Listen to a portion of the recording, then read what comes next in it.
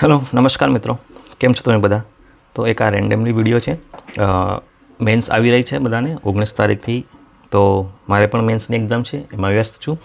તો એ પહેલાં કેટલાક જે પ્રશ્નો છે જે મને લાગે છે કે ઇમ્પોર્ટન્ટ હોઈ શકે છે એક્ઝામની દ્રષ્ટિએ, એ પ્રશ્નો મેં સેપરેટ કર્યા છે, તો એ તમારી સાથે શેર કરું છું. સંભાવના છે પૂછાવાની, 100% પૂછાય એવું કોઈ કહી શકાય નહીં, પણ એના એક વખત તમે એની પર પ્રેક્ટિસ કરી લેશો તો યુ વિલ બી બેનિફિટેડ. તો પહેલો છે ભારતમાં બૌદ્ધિક સંપદા ક્ષેત્રમાં રહેલા પડકારો તથા શક્યતાઓ. એટલે જે ઇન્ટેલેક્ચ્યુઅલ પ્રોપર્ટી જે છે, બરાબર, એ ક્ષેત્રમાં આપણે કયા કયા પડકારો ભારત સામનો કરી રહ્યું છે અને તેની સમાધાનો અને વિશે ચર્ચા કરવાની રહે છે. આ પેપર 1, 3 અને 6માં પૂછાઈ શકે છે, બરાબર.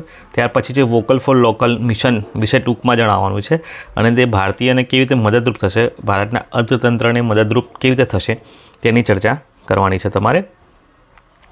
ઓકે. ત્યાર પછીનો ત્રીજો ક્વેશ્ચન છે, ભારતના કદમાં આંતરરાષ્ટ્રીય સ્તરે ઉત્તરોત્તર વધારો થઈ રહ્યો છે. તમને ખબર છે કે છેલ્લા એક દાયકાથી ભારતનું આંતરરાષ્ટ્રીય સ્તરે એક લેવલ અપ થઈ ગયું છે. તો તમારે એના વિશે ચર્ચા કરવાની છે, યોગ્ય કારણો આપીને તમારે જણાવવાનું છે કે એવા કયા કારણો છે જેના કારણે ભારતનું આંતરરાષ્ટ્રીય સ્તરે મહત્ત્વ વધી ગયું છે, બરાબર.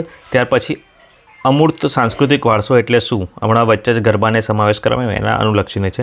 તેનું મહત્ત્વ સમજાવી તેના સંરક્ષણ તથા ઉપાય માટે ભારત સરકારે કરેલા ઉપાયોની ચર્ચા કરો, પ્રયાસોની ચર્ચા કરો, બરાબર. ત્યાર પછી રાષ્ટ્રીય ન્યાયિક ડેટા ગ્રીડ ચર્ચામાં હતું. સુપ્રીમ કોર્ટના જજ સાહેબજી એને ચર્ચા કરી હતી, એટલે એ ચર્ચામાં છે. તો ભારતીય ન્યાયપાલિકાની કાર્યપાલિકામાં ક્રાંતિકારી પરિવર્તન લાવશે, બરાબર. તો ટૂંકમાં નેશનલ જે ડેટા ગ્રીડ જે છે, બરાબર, એનાથી ભારતના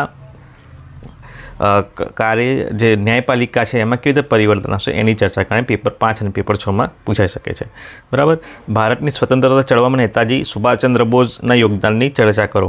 વચ્ચે જેમની કદાચ બર્થ એનિવર્સરી કે ડેથ એનિવર્સરી હતી, એના અનુલક્ષ્ય પ્રશ્ન પૂછાઈ શકે છે. ત્યાર પછી સુભાષચંદ્ર બોઝ તથા ગાંધીજી વચ્ચેના મતભેદોની ચર્ચા કરો. જો તમે ખાસ સુભાષચંદ્ર બોઝ, ગાંધીજી, આંબેડકર, જ્યોતિબા ફૂલે, બરાબર, અને હવે તો સાવિત્રીબાઈ ફૂલે, આટલા મહાનુભાવોને તમારે યાદ કરવાના છે, બરાબર. ફરીથી રિપીટ કરું, સુભાષચંદ્ર બોઝ, ગાંધીજી, આંબેડકર, જ્યોતિબા ફૂલે અને સાવિત્રીબાઈ ફૂલે, એમનું સમાજમાં શું યોગદાન હતું, સામાજિક સુધારણામાં શું યોગદાન હતું. અને ઘણી વખત એવું પૂછે કે ગાંધીજી સુભાષચંદ્ર બોઝ વચ્ચેના મતભેદો, ગાંધીજી આંબેડકર વચ્ચેના મતભેદો ચર્ચા કરો, બરાબર.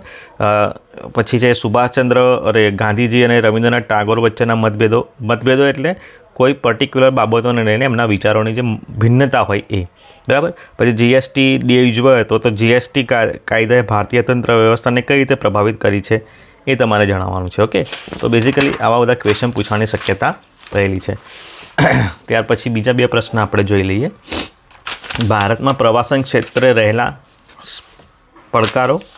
ભારત ફ્રાન્સ ચર્ચામાં હતું, ભારત ફ્રાન્સ વચ્ચેના આંતરરાષ્ટ્રીય જે સંબંધો છે એને એકવાર જોઈ લેવાનું. અને ભારતીય અંતરિક્ષ કાર્યક્રમમાં ખાનગીકરણને પ્રોત્સાહન મળી રહ્યું છે, તો તેની સામે એનું મહત્ત્વ, પડકારો તથા સમાધાન જણાવો. આ એક 10 ક્વેશ્ચન હતા, તેનું તમે એકવાર ટોપિક વાઇઝ તમે જોઈ લેજો, કયા જીએસના કયા પેપરમાં છે, બરાબર. અને પ્રેક્ટિસ કરજો, મે બી તમને ફાયદાકારક થઈ શકે છે. નેક્સ્ટ લેક્ચરમાં હું મહત્ત્વના એસે જે પૂછાઈ શકે એવા છે એની ચર્ચા કરીશ. હું અહીંયા તમને ડીપમાં કશું નહીં કહું, હું રેન્ડમ વિડીયો મૂકીશ અને તમારે એને જોઈ લેવાનો છે. Okay. Thank you very much. ચેનલને લાઇક, શેર અને સબસ્ક્રાઈબ કરતા રહેજો.